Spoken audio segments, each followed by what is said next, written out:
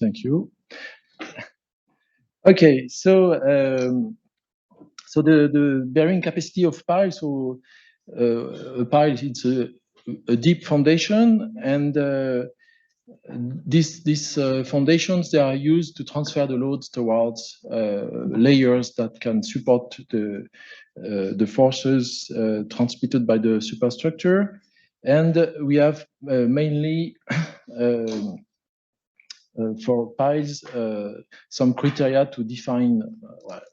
It's not very accurate, but a pile is slender, so the slenderness ratio is over 6 about.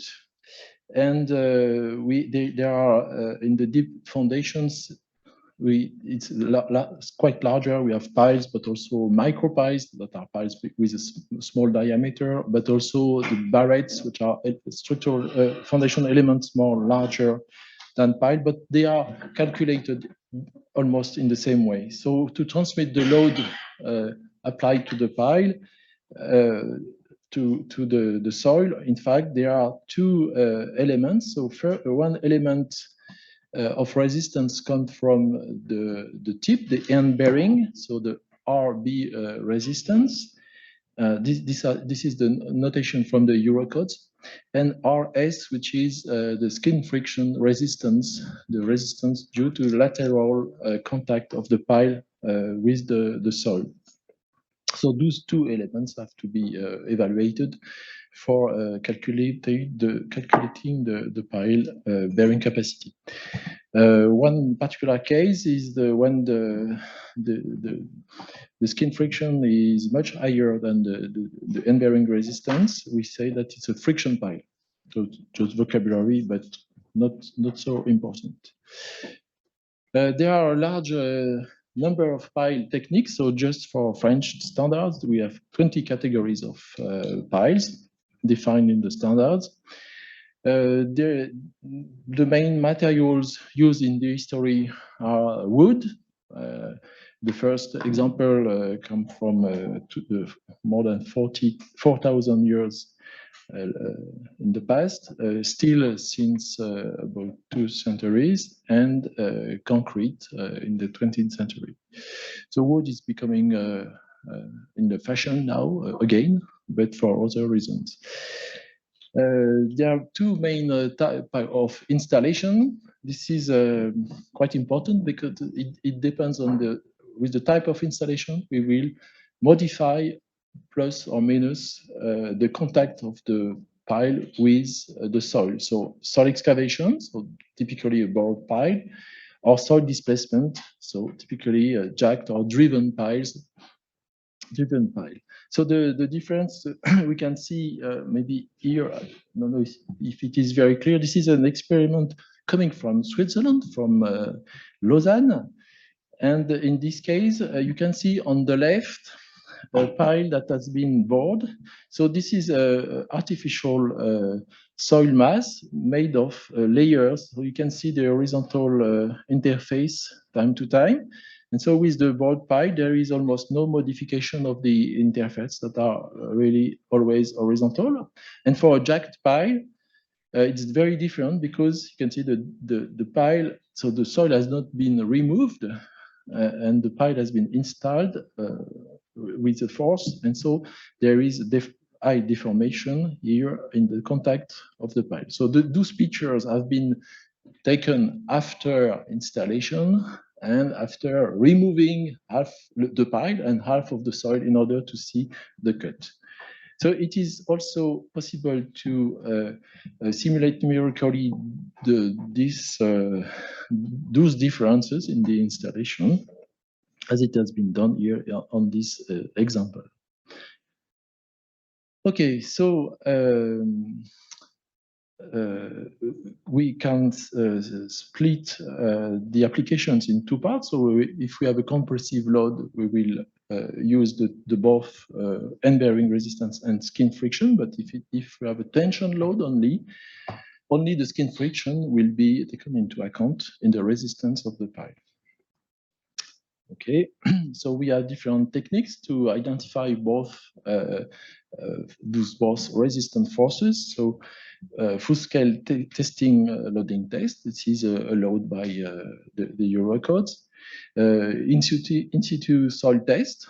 So this is called the model pile method.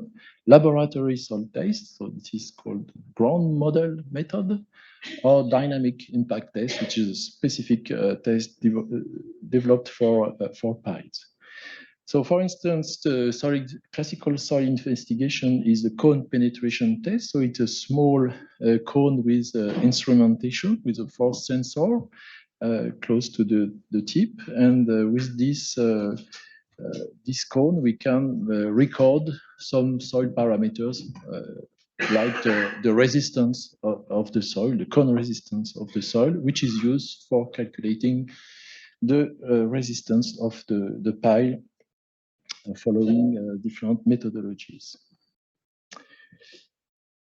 Okay, so I spoke about vertical loading, but we may have also horizontal load. So it's the case, for instance, if we design a bridge funded with which piers are founded on piles, we may have accidental or exceptional horizontal loading due, for instance, breaking of a train that pass on the bridge. And so we have to take it into account and to design correctly the piles.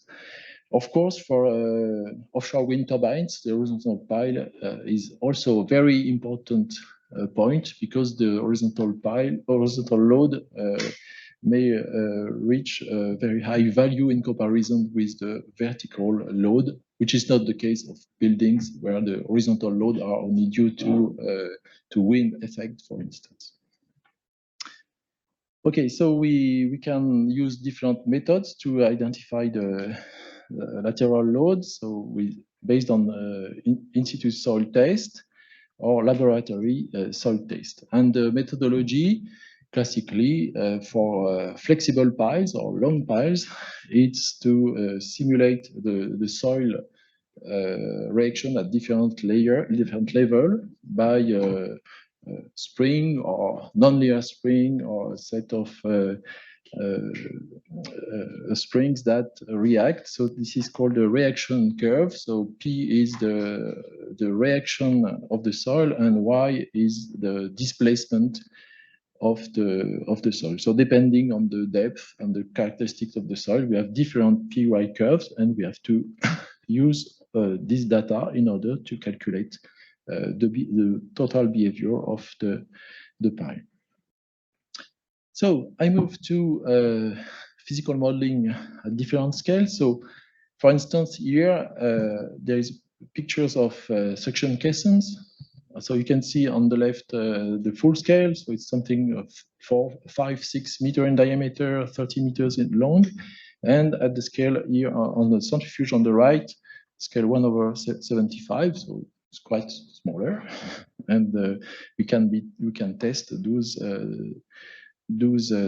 this type of foundation. So we have seen this morning the importance of reproducing the soil properties, and it is possible if we perform a small scale, not at 1G but at NG, where the soil properties, for instance, the Gmax, is correctly scaled on the small scale model.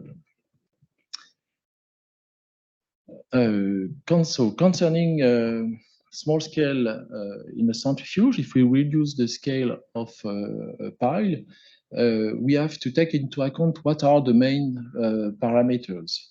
So for instance, for a vertical load, the external surface has to be scaled, because it's an important parameter, and depending if the pile is open or closed, we have to take into account this phenomena.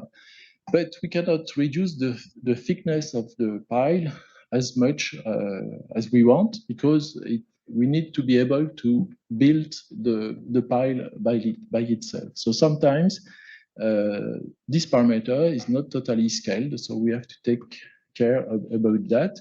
And we may have also some scale effect at the contact between the base of the pile and the number of grains in contact with this structure. So we know how to avoid that scale effect. For instance, in clay, there is no scale effect. In sand, we have to respect some rules that have been established by the scientific community. Concerning the pile behavior under lateral load, here the main parameter is the flexural rigidity, so the product of E and I. E, the Young modulus, and I, what's the word? Sorry? The second moment, okay. But to be accurate, the inertia, in fact. And in this case, as I mentioned previously, to have the good flexural rigidity, for instance, it could be a good idea in the centrifuge at small scale, either in order to be able to make this small scale pile with a possible thickness, we change the material. So instead of steel, we use aluminum. And for that, we can increase a little bit the thickness, and so the inertia, the E as the I, sorry, as the E, the Young modulus, is a little bit reduced in comparison. So it's important before starting experiment to know how it works and what are the main parameters that we have to fix in order to perform experiments that we can compare with other approaches, design rules, or numerical approach, or in-field test, and others. Okay, so I move a little bit rapidly on this example. So here it's a real example on which we have worked in Nantes about 20 years ago, more than 20 years ago. It's the bridge, the Karilaos Trikoupis bridge, so the Rion-Antirion bridge, close to Patras. And this bridge is in a seismic area. And the idea of the designers was to improve the soil, the soft soil, by installing rigid inclusions that are tubes of 2 meters in diameter and 25 or to 30 meters long, and to place over this reinforced soil a mattress of granular material in order to be able to allow displacement at the base of the pier and also rotation. So the granular layer is the weak zone where the strains will be concentrated in case of earthquake. So this bridge was something the biggest at this period. I don't remember what, if it's the span or the length, or I don't remember exactly. But nevertheless, in the centrifuge, the foundation looks like that. So we scaled by 100 the size, and we apply also factor 1/3 because our container are 90 centimeter in diameter, so we could not test a 90 meter at 100 G, so we reduced a little bit. And those tests were compared with numerical analysis performed by the GDS company in Paris, who designed the foundations. Another example that have been done and developed more by University of Dartmouth. It is a monopile, so tested in different conditions, and you can see here on the curve the effect of the diameter of the monopile tested on horizontal load on the wall behavior. So we can see that the maximum force is, of course, higher for greater diameter. Other example here at full scale. So these are very nice experiments performed in UK. And you can see that at full scale, the diameter is very large with very big jacks in order to apply the loads in this case. And it is possible to make lateral horizontal load, but we need reaction support for loading the piles laterally. Okay, so we have seen this morning this afternoon a nice centrifuge here. There is an older one on the west coast and north. And as it has been mentioned by Professor Yanis this morning, one of the great advantages of a small-scale model in centrifuge is that the forces needed to be applied on the structures are reduced by the factor of 1/n squared. And so instead of having big jacks to apply the load, we need only small ones. And that's a great advantage that makes very popular this technique because it is quite easy once you have produced the G level required for the simulation. Okay, so here I have an example of impact driver that we have developed in Nantes, and I think I have a small video, yes, here. So it is a system where you can see a mass is running, is turning, and it is guided by a wave shape system in green. And when it falls down, there is a shock, and then the pile is driven vertically.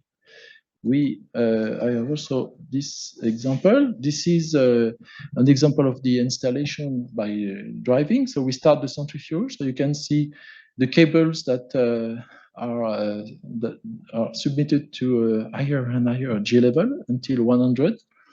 And then the driving starts. So the image has been accelerated by 60.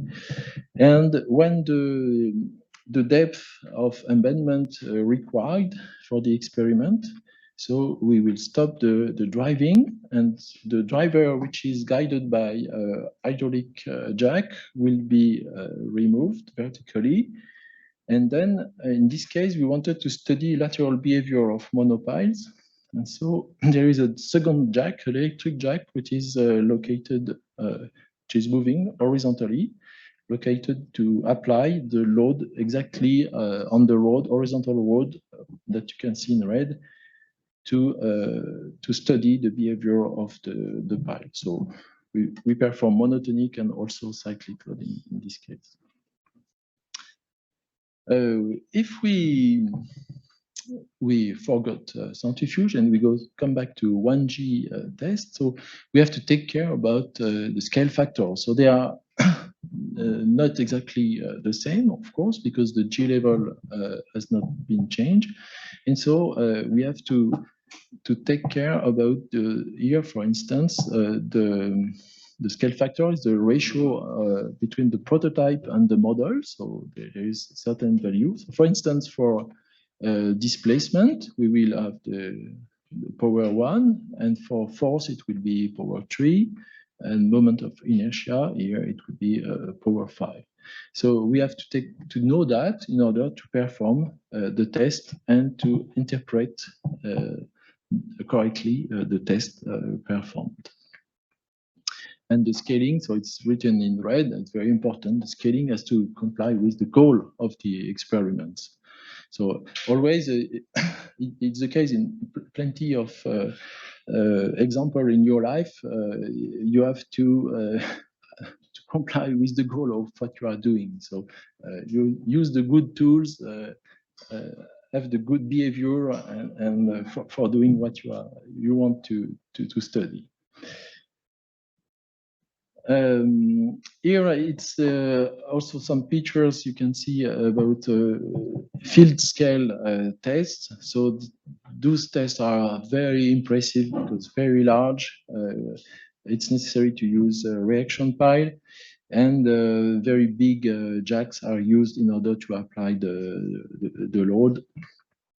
So here those tests have been done for studying cyclic loading, but well, for dynamic loading, it's another, it's more complex.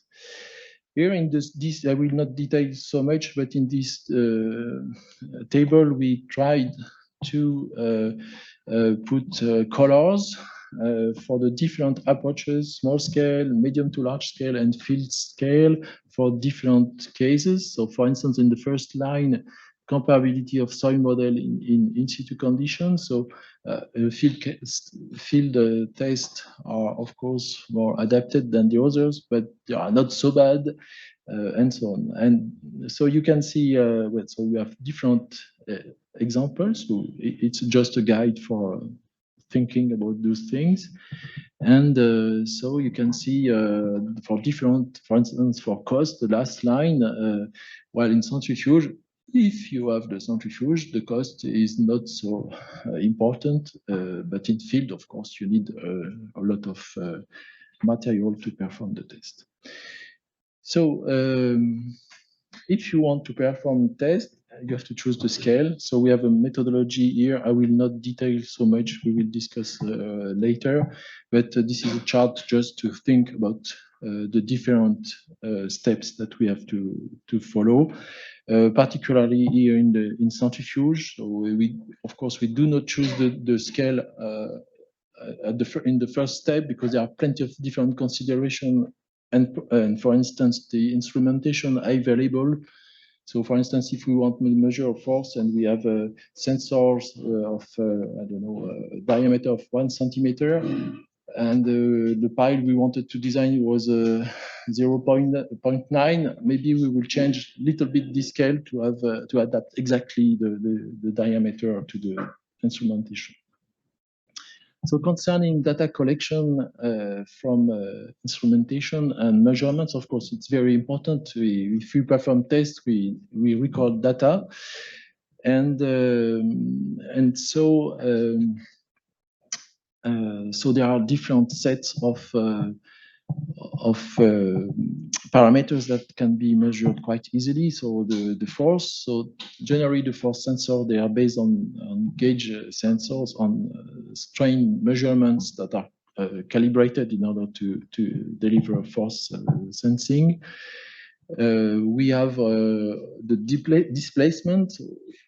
If we measure displacement and force, we can calculate the work. So this is quite important. So there are plenty of different techniques used. The trend also is to use non-contact, like laser sensor, more and more, because they are cheaper than they were in the past. And also they disturb less the phenomenon, especially if the force is reduced. So the laser apply no force on the structure. So with instrumentation on the model, we have used strain gauge. Outside the pile, for instance, inside the pile, also for closed-ended piles. And for recently, we used fiber optics that are quite accurate also and waterproof and can be integrated in the thickness of the pile. Concerning data loading, we have to take to ask this question. It's obvious, but of course we have to wonder what could be the frequency. Do I measure each second, each minute, each year the parameter, and how I store the data? So those points. Well, in each lab, you have the answer before asking the question. We have equipment for that, but depending on the phenomena, we have to adapt the good frequency. There are special cases, and for instance, in centrifuge, we have different systems for data acquisition.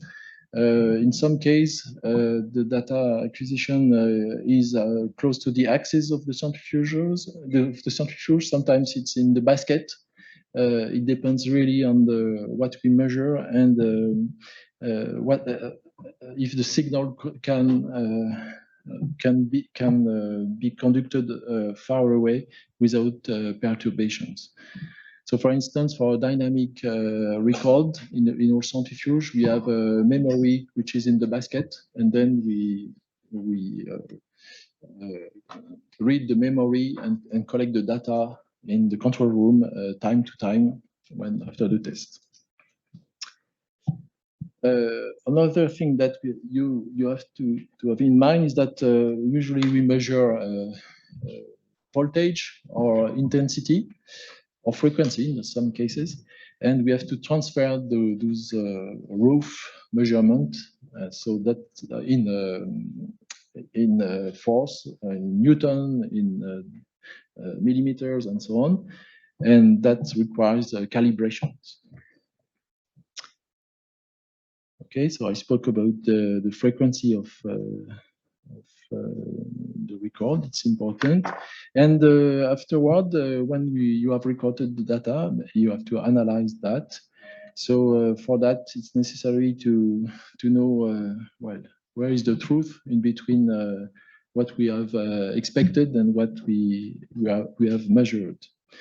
So for that, there are plenty of softwares. So maybe you are familiar with one of them.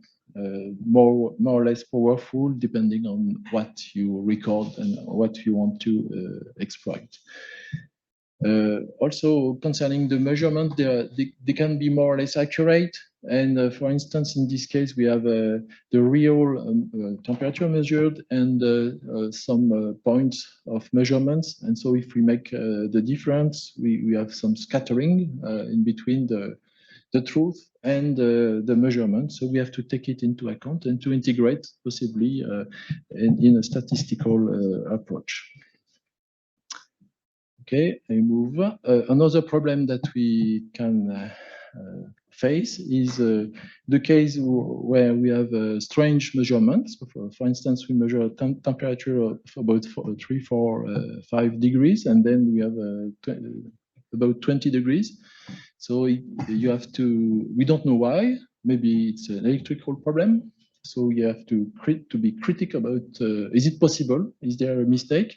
And another point that we have to face is sometimes it comes back to 0. So we measure something and we have a cut in the chain of instrumentation, and there is a 0. So we have to clean those data for interpretation. And in the analysis, you will see later on the example with Professor Zackert, but we have also the opportunity to make comparison with numerical analysis on the behavior, for instance, here, behavior of pile under lateral loading. Okay, so, well, I finished the introduction. So, well, I don't know if you are very familiar with measurements, or is it new for you? No, it's okay. Well, okay. So now we will move to an exercise. So I've sent you this morning. I hope it's a good file. This one, yes. So the idea here was to analyze existing data and sorry, it's good scale. So we have performed tests in the centrifuge, and at the scale 1/n. Okay, and so we perform tests at 100 G, and for piles that have the same length but different diameters. The thickness of each pile is identical, and externally they are smooth, and they were installed in the dense sand, which was saturated or dry. And we have also the results of the CPT test. So I mentioned the cone penetration test, and for those tests performed at 100 G, we have more or less this slope, 30 Newton per millimeter for the dense sand here. So, so we have the CPT analysis, and the first question that we have to answer is what would be the maximum force during the installation, during checking of the pile, if I want to perform an experiment on the piles, on this type of pile. I want to measure the force. So what will be the range of the sensor? So that's the second question. And for that, I have to try to identify the maximum force based on the CPT. So do you want to think about that, or? Yeah. So the data is on this on this link. I don't know if I am connected here, or yes. Okay, so it's a data paper, and so you have the description of the test in the PDF file, and then different results of test, 7 results that you can download to work on. Do you have computers where you can check this? Or maybe you can do little groups and share your computers? Okay, but for the first question, you don't need to. And you can discuss the first question. Voilà. So you see, we have the CPT test result. So with a slope of 13 Newton per millimeter. And then sand, we want to install the pile at 250 millimeter. Okay. So what will change in the different for the different piles is the diameter. Okay.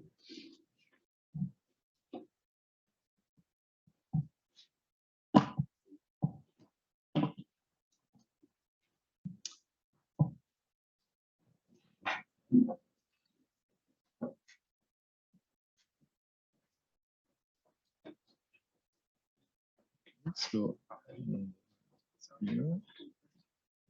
Noch nicht.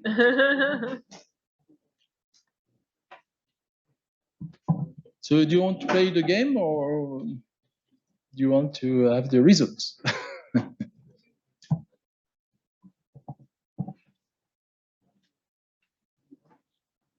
So, by the way, I have here a picture of Gustav Eiffel, who was also a physical modeler in aerodynamics.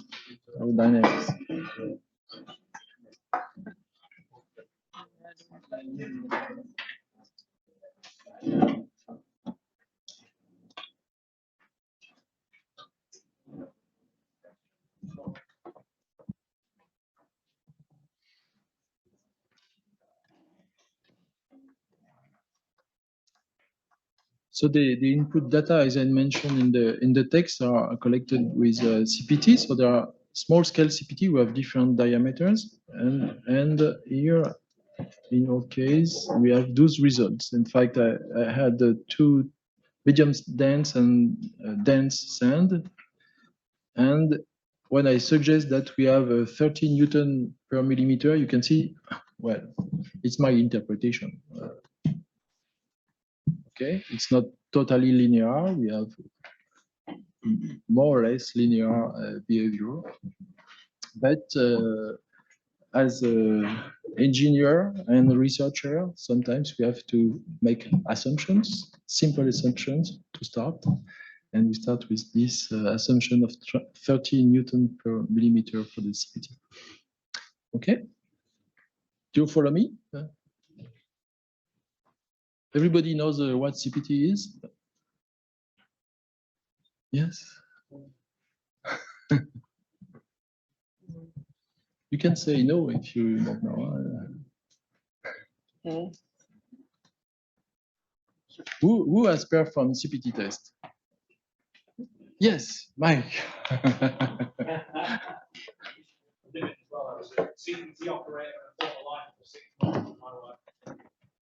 Okay.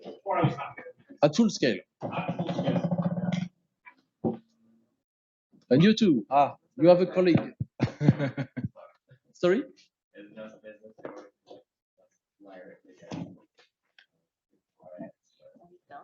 I did not catch you.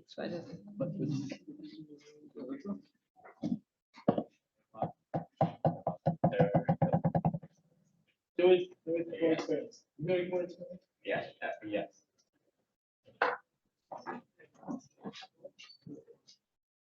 Slope, yeah. No.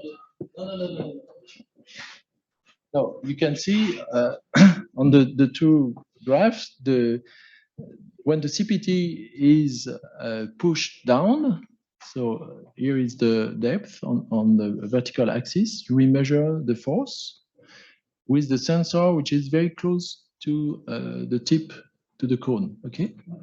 And so we have a profile of resistance of the soil, okay? So if we stop at 100 millimeter, we need this force to install the CPT at this depth.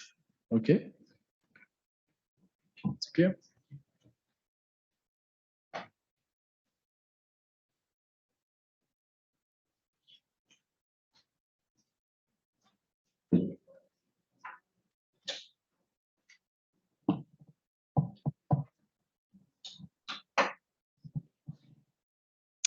And for CPT in the centrifuge, depending on the type of soil, we have different energy. So for sand, we use hydraulic power because the forces are quite bigger than for soft clay, for which we have an electric motor to guide to install the CPT, to perform the CPT test. Okay, so I can deliver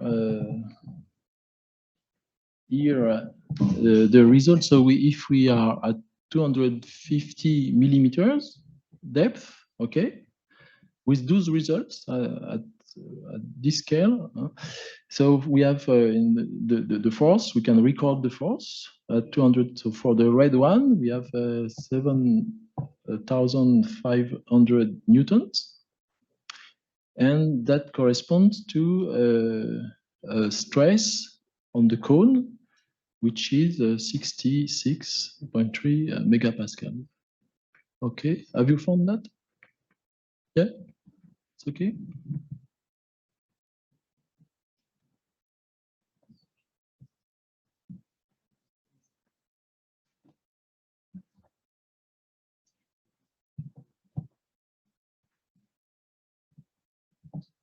Is it clear? Yeah.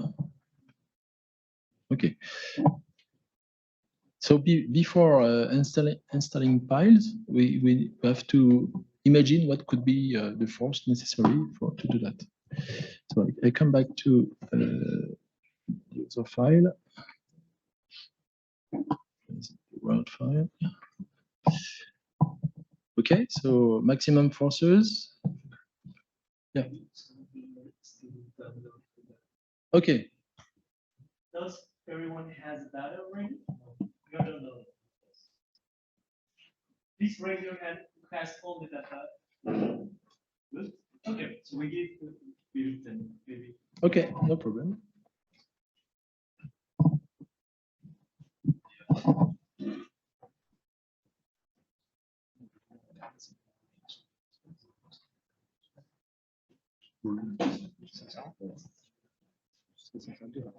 Oui, mais c'est vrai, je regarde bien, c'est le témoin.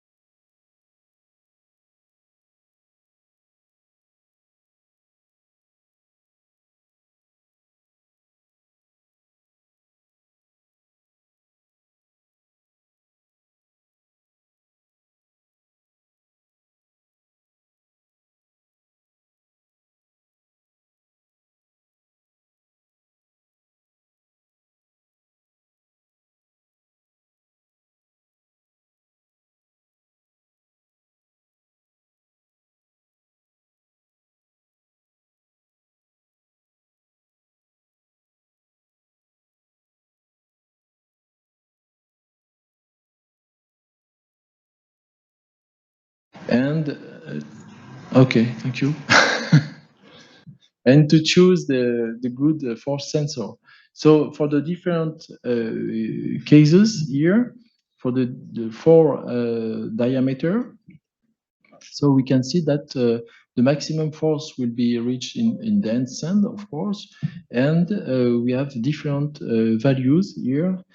And so in the maximum expected load based on the CPT is for the biggest diameter, and we are over 1,500 decanewtons. So we have to choose the sensor a little bit higher. So the one of 2,500 decanewtons. Okay. Is it clear? No? It's not complex, but if it's not clear, I can explain.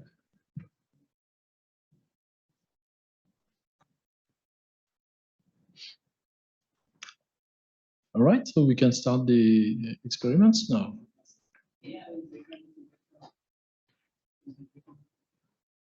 Because usually we have Germany stuff, don't keep the kind of because like tons.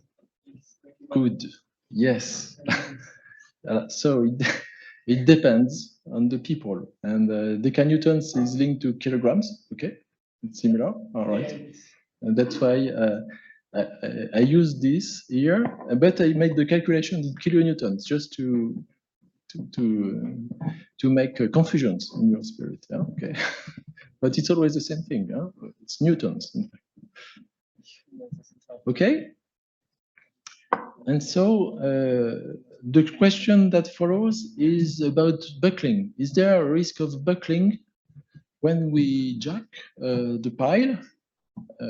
So in your case, I didn't say all the things, but we assume that there is a ball joint at the top of the pile. And for buckling, we will use the worst formula of Euler, so this one. And so we can calculate, we know all the parameters. We know E, the Young modulus, I, the inertia, and L, the length. So we can calculate the force and evaluate if there is a risk of buckling during the test. Because if the pile will buckle, well, we cannot perform the experiment. So we have to estimate. This is an estimation also. Huh? So I've done the calculation here for the different diameter of piles. And so we can see that the buckling force here varies so with the diameter, of course. And we are we can compare those values with the values obtained for the maximum load necessary to install the full pile at the depth that we want. So if we compare here, well, we need 7,500 newtons, and the buckling factor is at 4,369. So we will have here a risk of buckling. In this case, in the second case, the value are a little closer, but there is also a risk of buckling. And for the third case, again, sorry. And for only for the last, in the last configuration, we will have no risk here of buckling. So it is important to have this value in mind, but in practice, it's more complex because the buckling, the force of buckling I calculated here was, the calculation was done by assuming that the whole pile was outside the soil. But in practice, we need a small force for installing a little bit the pile, and so the length outside the soil will be reduced will be reduced during the installation. So we have here an estimation of the risk of buckling in your experiment. Okay, so we have to have that in mind, but we took the risk, in fact, and we gone to perform the test. So the different tests here that we performed, so I put the results for both the dense sand on the left and the medium dense sand on the right. So we had one more case with a smaller diameter of pile, and so you can see here the results. So those data are available on the data paper, so you can download it and modify, work on those data here. Okay.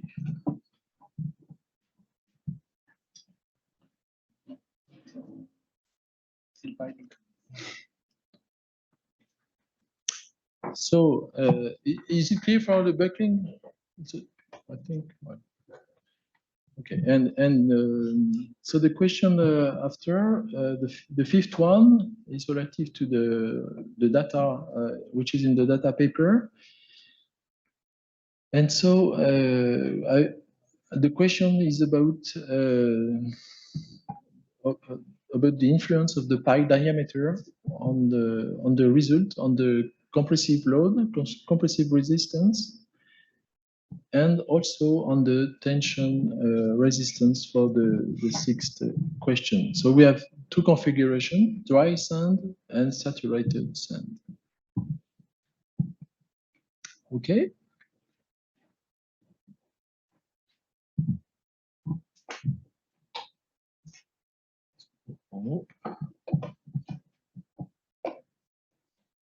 So, we have 10 minutes left. I will let you to do this time before.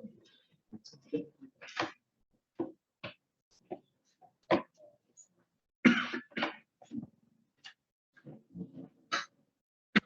it okay? Yeah? No? Completely. So you have a PDF that describes the test. Yes, Okay. we are reading. No, so this is the exercise, but here it's a PDF file that describes this one, yeah? And you have the different files.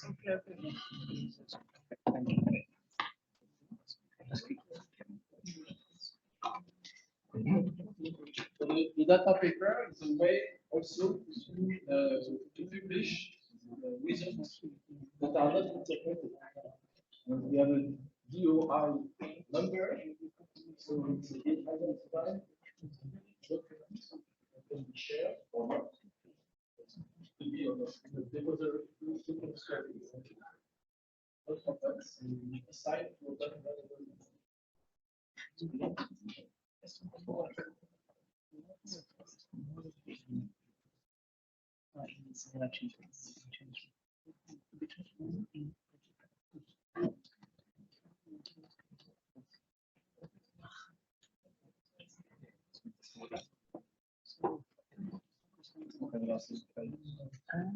Mit der Firma.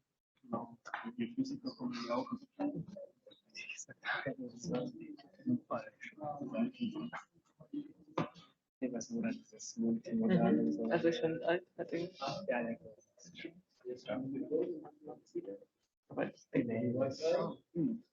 Nee, ja, maar zo is het goed. Ja, dit is ook geen massa. Okay.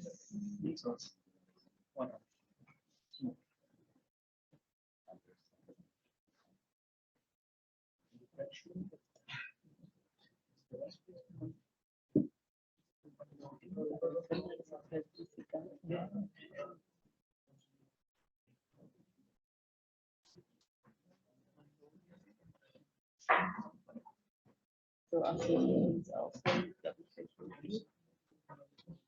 Von dem steht da, was das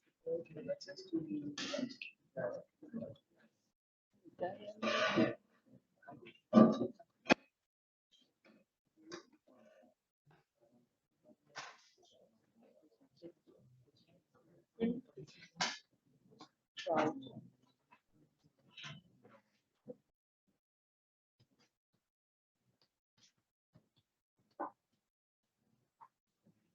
Das ist ziemlich besser, wenn ich das ein bisschen so alles ausgesucht bekommt.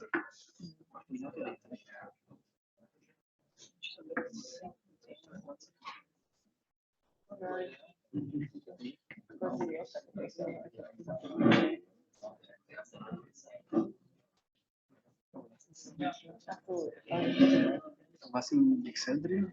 Was er uns geschickt hat? Nee, das ist so eine Sache. Okay, aber das heißt ja, wir müssen ganz runter, oder? Das ist fertig. Stimmt.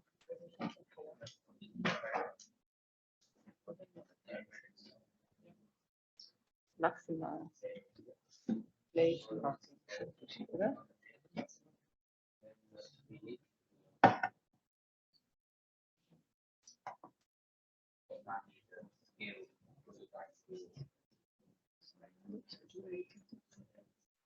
Check.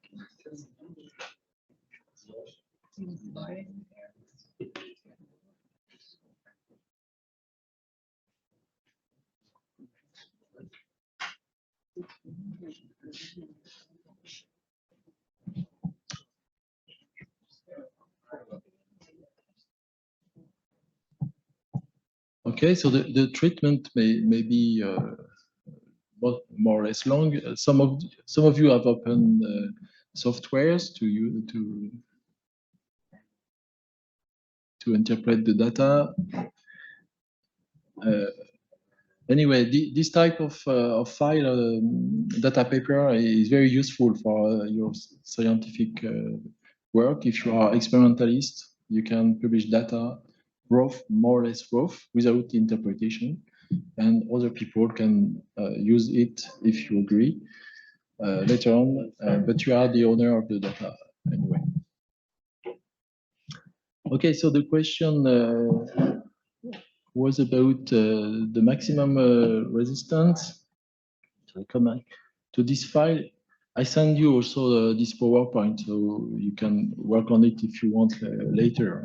There is no difficulty. So we can see here on the compression resistance that for dense sand, depending of the diameter, we have, of course, an evolution of the resistance with the diameter.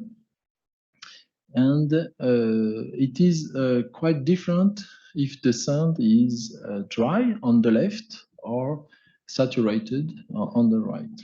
Okay, and so this is due to soil mechanic concept. We work with effective stress. So the resistance is also linked to the effective stress, and which is higher in saturated soil.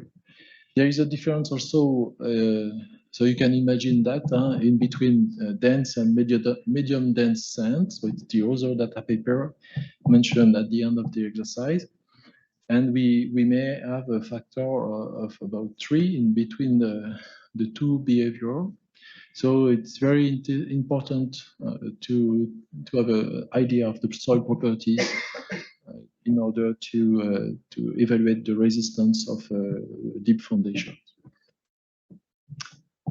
Okay, for the principle, so you can work on the data and you will have those results depending on the type of piles. We have also a small difference in between the case of open piles and closed piles.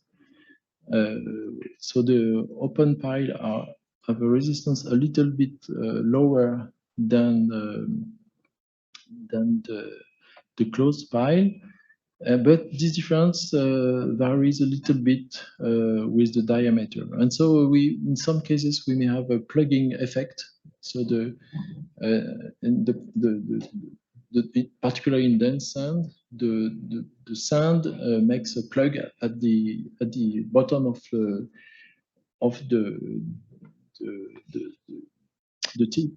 tip of the pile, and this change the behavior. It comes from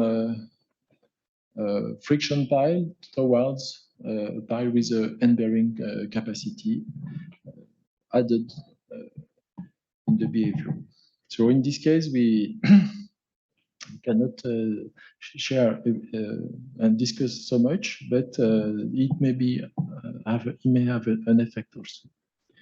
And concerning tension, so in the second phase of each test, so after jacking, we came back to 0 force, and then we make a upload loading vertical to the top, and you can see here the effect of the diameter on the sand, open or closed, then sand in saturated medium or in dry sand. So if the sand is dry, we have higher resistance, also depending on the diameter. Okay, so that's all I wanted to show you this afternoon. I hope you had some interest. Do you have any question? No. Yes. Yeah. You mentioned the plugin effect. Are there any studies, like already studies in symmetry of the occurring of plugin or that? I don't know precisely, but I can say that we had plugging in small diameters of piles, so we observed that, but it was not really a study. And what we also observed is that in the plug, the sand has been crushed a little bit, so the granulometry, the grain distribution is finer than originally. So we have this phenomenon, which is also quite important for Fontainebleau sand. If we are going over 1 to 5 megapascal of stress, we may have crushing. So this is an artifact because if we simulate not a small pile like that, but a pile 100 times bigger, they will not have plugging in this sand because there is no arching and so on. Okay. Thank you for the question. Other questions? No? Okay. So I give the floor to Professor Zackert from. Let's go.